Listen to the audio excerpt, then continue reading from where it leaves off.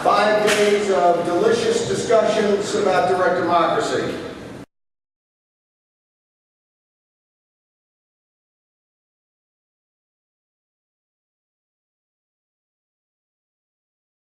There is a strong sense that we are disconnected from those who are supposed to represent us, from the very people we have placed into power.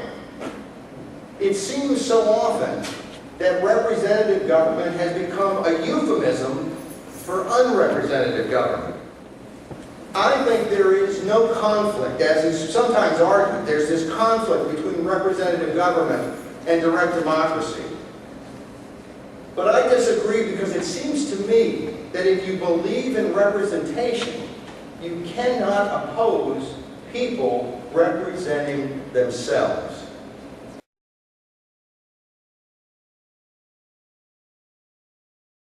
Brandon Holmes, what would, if somebody asked you, what's the thing you'd like to see fixed out of the process as you see it?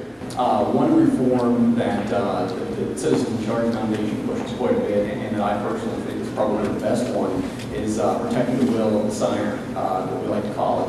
And what that means is that if you are an actual registered voter and you sign a petition, and your signature would otherwise then be valid, if the notary public makes a mistake, if the petition circulator makes a mistake, for instance, getting to sign the authorization of the affidavit on the back of the signature sheet, or even the state official makes a mistake, what protecting the will of the signer does is it says that your signature isn't going to get thrown out and your voice isn't going to get diminished as a voter because someone else did something, even though you have you've registered to vote and you've done your duty essentially.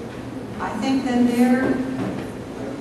there are attempts to intentionally keep the circulators in the dark about what is in the initiative that they're asking people to sign. And I think that the single biggest thing that I think we can do to make a difference, the question you mentioned before, is what this bill does, is make sure that these circulator companies are the ones that are held responsible by making them be licensed by the state of Ohio or any other state.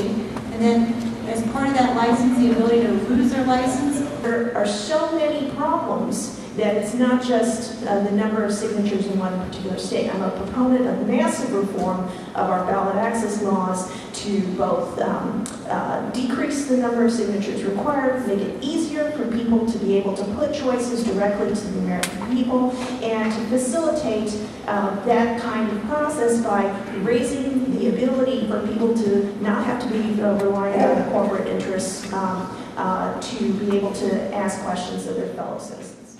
There is no problem with the initiative process.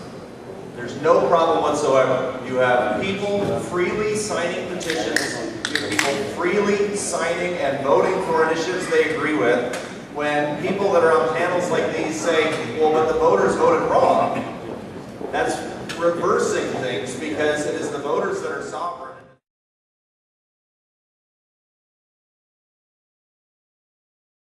You really have to be careful and do proper research.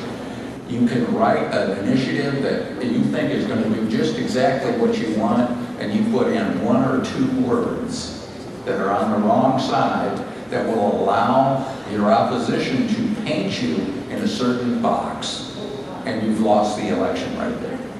Especially at the local level, where some of these jurisdictions are very small, that there should not be access to the petition to the people who are not the proponents. If somebody could see who signed, it might be their neighbor or their council person, colleague, who signed that petition against whatever the city decided to do. It would be very, very, I think it would be very damaging and discouraging. To answer Paul's question, why go the initiative route?